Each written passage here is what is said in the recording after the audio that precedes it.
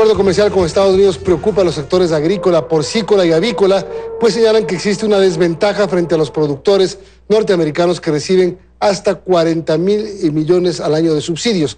De otro lado están quienes consideran que el acuerdo exige mejorar la competitividad. Productos como el banano, pitahaya, cacao, café, flores, palmito, en total 53% de la canasta exportable de Ecuador tendrá la oportunidad de entrar al mercado estadounidense sin pagar sobretasa arancelaria. Esto tras la firma del acuerdo comercial. Pero eso implica que un 90% de productos que se exporten desde ese país se verían beneficiados. Es solamente la sobretasa lo que están aquí reduciendo. El arancel NMF se mantiene, es un desequilibrio. Colombia y Perú en su momento también tuvieron que ver todas estas cosas y tuvieron que ver en dónde se volvían más competitivos. Todos esos tratados comerciales han sido favorecedores. La preocupación de algunos sectores, entre ellos el agrícola, radica en que Estados Unidos entrega ingentes recursos a sus productores. Por ejemplo, solo en 2025 el gobierno de Donald Trump destinó $40.000 millones a la Secretaría de Agricultura para la entrega de ayudas, particularmente para productos como maíz, soya y arroz. El gobierno federal en Estados Unidos sí otorga una ayuda de $132 por acre a cada uno de los productores de arroz, lo que no sucede acá en nuestro país. Para los gremios porcicultor y avícola, el acuerdo tampoco pinta bien, pues en 4 años se desgravará completamente el ingreso de estas proteínas. Nosotros pagamos un maíz con un sobreprecio del 30%. Al tener nosotros un maíz tan caro, ahora no somos competitivos. ¿Qué va a pasar si ingresa toda la proteína?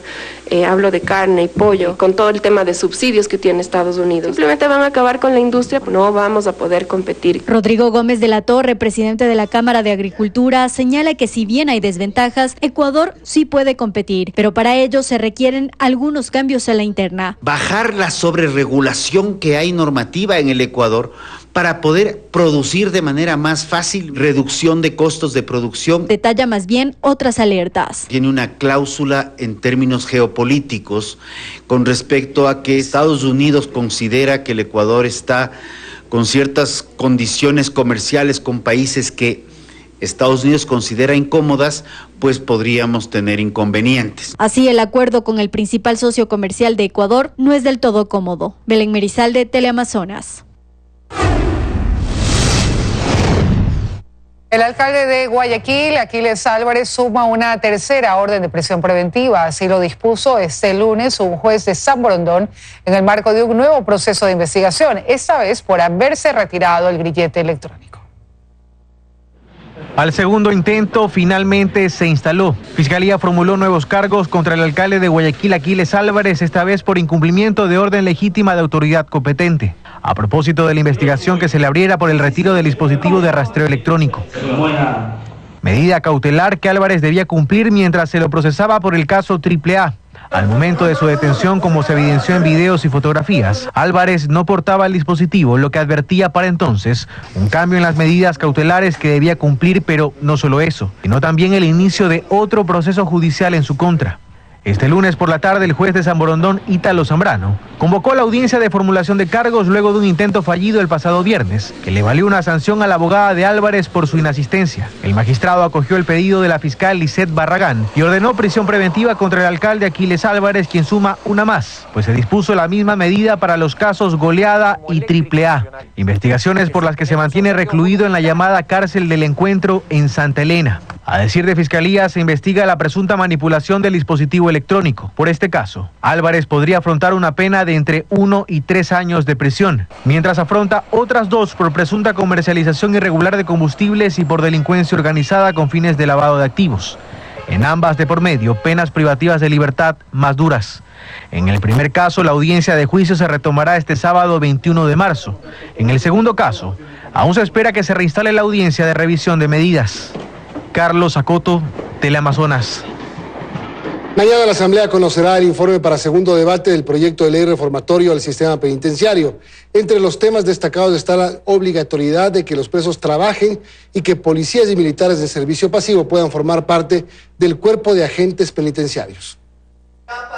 Este martes la Asamblea Nacional sesionará en Cuenca y allí en segundo y definitivo debate se abordará el proyecto reformatorio a la Ley de Fortalecimiento Penitenciario. El proyecto contempla varios cambios, pero es en sus disposiciones transitorias en donde radican algunos de los temas que han generado más expectativa. Por ejemplo, el trabajo obligatorio para las personas privadas de libertad. Hagan actividades productivas que les permita vender estos productos para poder autosustentarse, bajar los costos para el Estado, pero por sobre todas las cosas, darles alguna actividad que aprendan para que cuando salgan, no salgan a seguir delinquiendo. Existe una política pública de rehabilitación social 2026-2029 que habla precisamente de programas de trabajo, que si no han podido hasta el día de hoy ni siquiera controlar que los presos no se fuguen o mueran de tuberculosis, entonces ¿cómo es que van a hacer que los presos ahora trabajen? A estos cambios se suma que policías y militares en servicio pasivo podrán formar parte del cuerpo de agentes penitenciarios.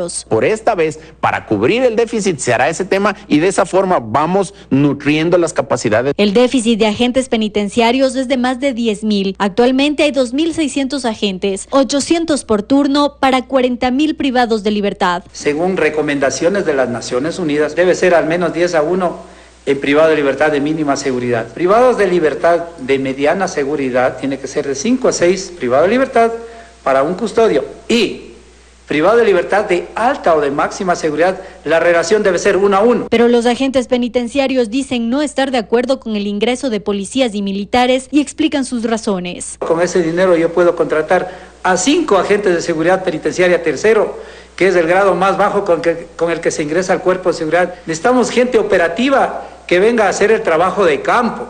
No necesitamos tanta gente, tantos señores que vengan a controlar. Para que este proyecto de ley se apruebe, se requieren 77 votos. Belén Merizalde, Teleamazonas.